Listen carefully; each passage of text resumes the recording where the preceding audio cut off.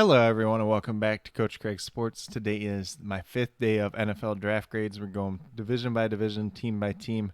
Today's going to be the AFC West.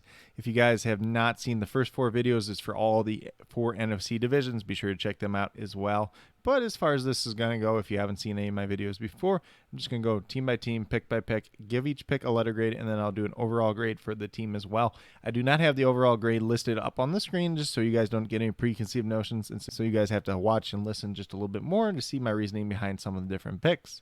But without further ado, we'll get started with the Denver Broncos. So they did not have a first-round pick. Obviously, that went towards Russell Wilson. So that was a good use of the pick. Obviously, upgraded the quarterback position. Don't need to talk too much about that since I'm only talking about the actual draft picks. So they had the last pick in the second round where they took Nick Bonito, edge out of Oklahoma. This is a B. It's a big area of need for this team overall as they need some more edge rushers. Obviously, they moved on from Von Miller in the middle of last season, and Nick Bonito is a guy that's going to offer some upside in that pass rushing department. And then in the third round, they went with tight end Greg Dulcich out of UCLA. I give this pick a B overall. Obviously, they did trade away Noah Fant in that deal for Russell Wilson. They still have Albert Okwuegbunam, who's probably going to be the starter. Dulcich is very interesting tight end, not the best blocker in the world, but a guy that could be effective in the receiving game. They might use him kind of like Robert Tunyon's been used in recent years with Green Bay, who's had some success there, obviously, since Nathaniel Hackett came over from the Packers. And then in the fourth round, they went with Damari Mathis, corner out of Pittsburgh. Gave this pick a B. They kind of had a need at slot corner with Bryce Callahan moving on. Damari Mathis is a guy that I think could come in and start right away day one in the slot, so that's a very good use of a pick. Some people were mocking him like 6th, 7th round, and I just thought that was way too low on him. He's a guy that's going to be a very productive player. Probably not anything flashy, but not a guy that's going to be a weakness on your defense overall. And then with the very next pick, probably going to mispronounce his name, but Owaima as a rookie defensive lineman out of Iowa State. Gave this pick a B overall. Some people were really high on this guy. Some people were really low on this guy. I was kind of like in that middle ground, so that's why I gave it a B. Some people might argue this was an A pick. Some people might argue this was a C pick, but definitely an area of need and definitely a good, interesting player for the Broncos to add. Then in the fifth round, they took Delaren Turner-Yell, safety out of Oklahoma. Gave this pick a C. It was just more of a depth move than anything. Probably could have got him around later. Nothing too special here to really talk about, especially since Caden Stearns and Johnson that they drafted last year are probably going to both be ahead of him. So a depth move, maybe a guy that helps out on special teams. If you got a lot of injuries happen, then maybe he hits the field. Then their next fifth round pick, they took Montrell Washington, wide receiver out of Samford. So this was a guy that I didn't really study. I didn't really think was a draftable prospect, and they took him in the fifth round, so I gave this pick a D. He's essentially just going to be a returner for them. So he's going to replace Deontay Spencer, who's been there probably the last couple of years. That would be his kind of role.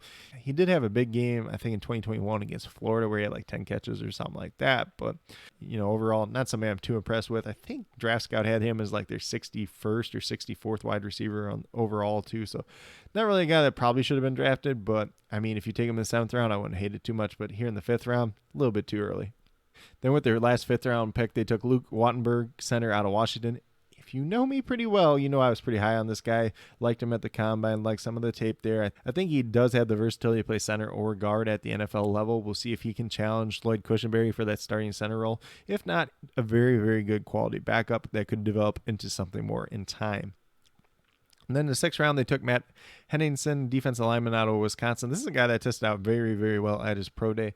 When you're looking for a developmental defensive lineman, a guy that fits their scheme very well, I think you could argue there's a lot of value in taking him here in the 6th round, especially at the end of the 6th round. Don't have a problem with that, so I did give that pick a B.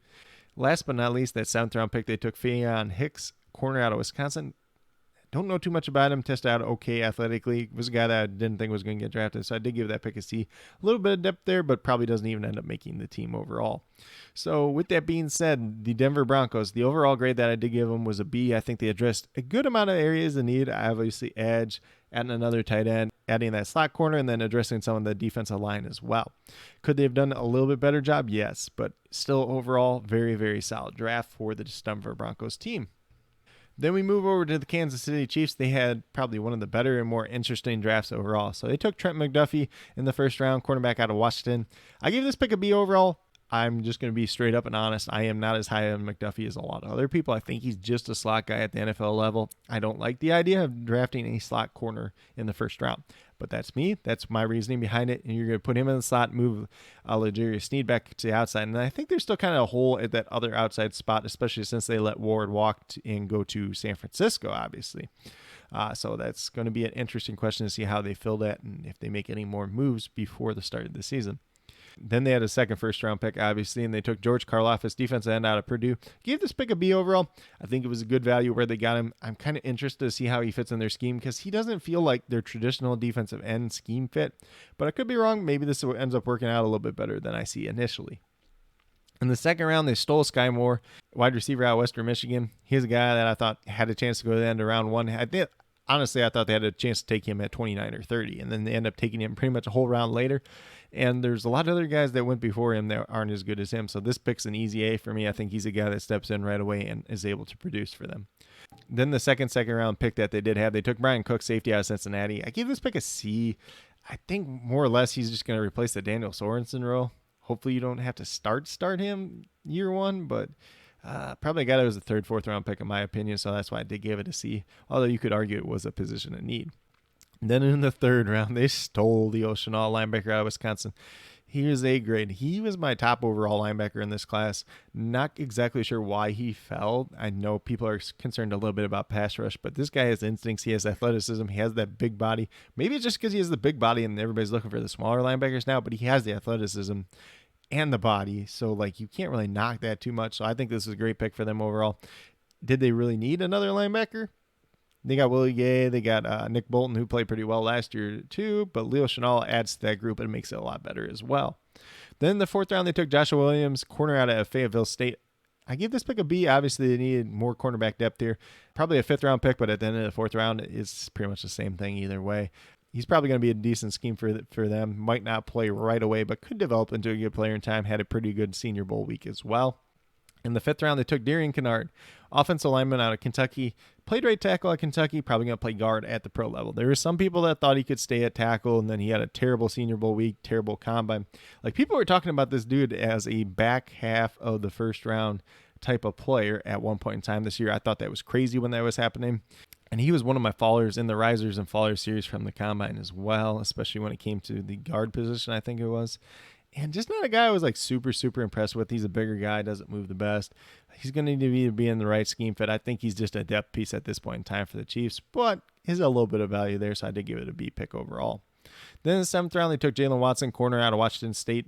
I can't remember if he was at the Senior Bowl or the Shrine Bowl off the top of my head, but he had a decent week there. Can't really complain too much here. Just a developmental guy. Bring him in, have some depth, and see if he turns into anything overall. So I gave that pick a B since it was a position of need. Then they took Isaiah Pacheco, running back out of Rutgers. So obviously a guy without a lot of production, but had a very, very strong combine, especially in the 40-yard dash. He ran sub 4.4, which a lot of people weren't expecting. I believe he was at the Shrine Bowl as well. He had a decent week there. So I gave the pick overall. Maybe he makes the team, maybe he doesn't. Maybe turns into something, maybe he doesn't. And then they took Nazea Johnson, safety out of Marshall. I gave this pick a C. He was not anybody that I had getting drafted.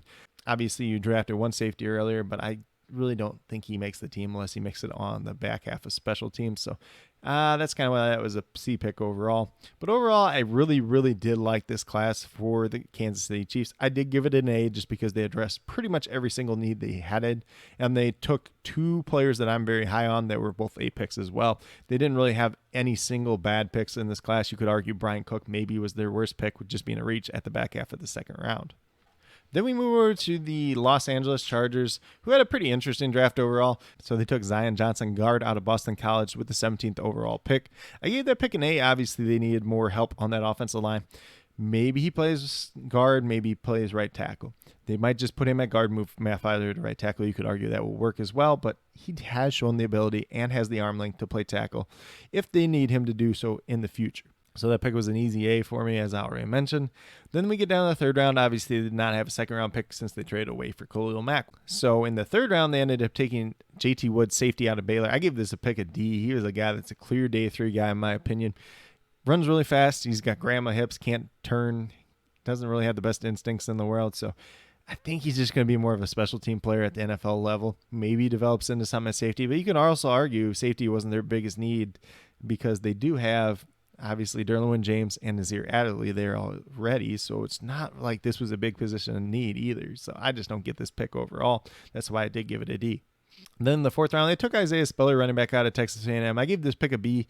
So he's a running back I like quite a bit coming into this draft. At one point in time, I had him as the RB1. Pre-draft ended up being RB2. just due to some testing measurables between him and Bryce Hall. I wasn't as high on Kenneth Walker. I think this is a good pick overall. You can pair him with Austin Eckler. I gave it a B. You could argue maybe they don't need to address the second running back position since they try to do it, 2 or 3 years in a row. That's the only argument against it, really. Then in the 5th round, they took Otito Ogbonnia, who is a large defensive tackle out of UCLA. I give this pick a C. Obviously, it's some defensive line depth. They do need some help stuff in the run, but I don't think he's anything special as a player or as a prospect at this point in time. So that's kind of why I gave it a C. Probably could have got him maybe a round later or so. Then in the 6th round, they took Jamari Slayer, offensive lineman out of Georgia. I give this pick an easy A. I don't know how he lasted till the 6th round. There was either something wrong with him, like injury-wise, off the field, or something else that we don't already know about, but this was a very, very good pick. I think he's a guy that could fill in admirably at guard if you really, really need him to at the NFL level. And then he also does offer a little bit of experience at tackle playing at Georgia as well, but very good pick there. Can't really complain. And then the other 6th-round pick they took was Jaisir Taylor, cornerback out of Wake Forest. Gave this pick a B overall. I think he was at the Shrine Bowl, had a decent week there. Obviously, Wake Forest had a pretty productive season, and he was a big part of that. So I gave it this pick a B, a little bit of depth there. Probably looking at a guy that maybe plays a little bit more in the slot, but he could also offer some versatility to play outside if need be. Then in the 7th round, they took Dean Leonard, cornerback out of Ole Miss. Just a guy that tested really well at his pro day. Not a lot of production at Ole Miss, but wasn't bad by any means. Probably going to be a gunner on special teams. Not really a guy I had as a draftable grade, but I just give it a C. He's depth and a special teams guy, and he offers that speed to at least be the gunner on special teams, so I did give it a C. Then the last pick they did take was Xander Horvath, running back / fullback out of Purdue. Obviously, he played running back in college. A lot of people are projecting him as a fullback at the NFL level. Probably going to be a goal line back too. Think Mike Allstott, probably not as good as Mike Allstott, although he modeled his game after Mike Allstott, and they both went to Purdue, oddly enough. So that was a C pick. Not a guy that I really thought was going to get drafted, but could fill a decent role for them if he does end up making the team. But overall, I think it was a very interesting class for the Chargers this year. They got some very good picks with Zion Johnson, Isaiah Spiller, Jamari Slayer, and Jaisir Taylor. And then they kind of had some other picks that, maybe a little bit of reaches. JT Woods was just the only bad pick, in my opinion, honestly. But I did give them a B overall. I think they filled a lot of positions in need, and they've had a very strong offseason as well. So they are looking like a team that's going to be able to contend. Then last but not least, we have the Oakland Raiders. So obviously they didn't have a 1st or 2nd round pick. Obviously they traded those picks away to the Packers in exchange for Devontae Adams. With their 3rd round pick, they took Dylan Parham, offensive lineman out of Memphis. This guy can play guard. He can play a little bit of center too as well. So he's probably going to be a guy that starts day 1. So this is an easy A pick for me. And he's a guy that I thought probably goes late 2nd round, early 3rd round, and they get him towards the end of the 3rd round. So that's a very, very, very good value there. In the 4th round, they took Zamir White, running back out of Georgia. I do like Zamir White. I gave the pick a B, but part of the context too is we know that Josh Jacobs' option did not get picked up. Josh McDaniels and the new GM, they come from the Patriots scheme where they don't really value running backs too highly. They want to go by committee, and they really don't want to pay them long term. So it does make some sense to add a guy like him.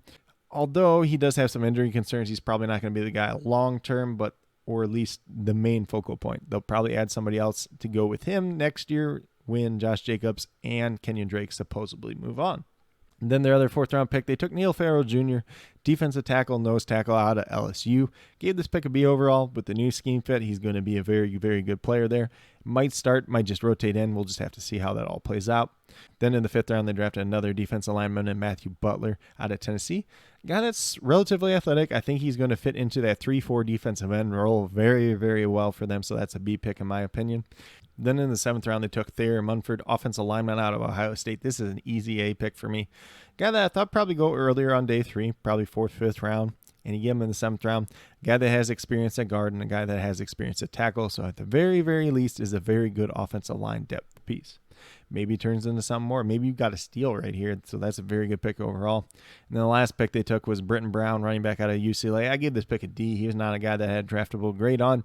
Wasn't even the best running back at his own college. Obviously, Zach Charbonnet was there and he returned to school, but not a guy that I expected to get drafted. You could probably sign him as a free agent after the draft and not had too many people fighting with you. So that's why that pick was a D. But overall, the Raiders had a pretty solid draft for the limited picks that they did have.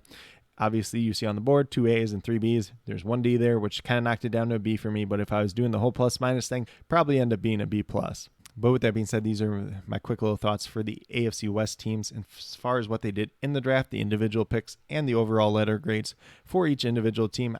Obviously, coming into this draft, this is one of the toughest divisions in all of football, and all 4 teams had pretty solid drafts. So it's only going to get even tougher, and it's going to be very interesting to see how these teams pan out this year.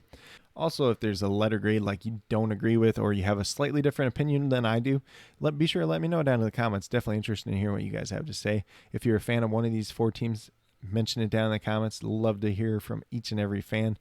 But with that being said, if you're new to my channel, please consider subscribing. Definitely would appreciate it. It helps to build the community that we're trying to build here at Coach Craig Sports. Obviously, going over the NFL draft grades. Obviously, I got 3 more divisions to do. Those will be in the coming days as well. If you haven't checked out any of the previous videos, also be sure to check them out as well. And then with that being said, if you are a newer current subscriber yet to do so, also be sure to hit that notification bell down below. It's going to let you know every single time I post up a new video. But with that being said, that's all I have for today's video. Hopefully you all enjoyed. And then last but not least, special shout out to each and every one of you watching today's video. I truly do appreciate you taking the time out of your day to watch this video. Definitely means a lot to me, and I hope each and every one of you has a great rest of your day.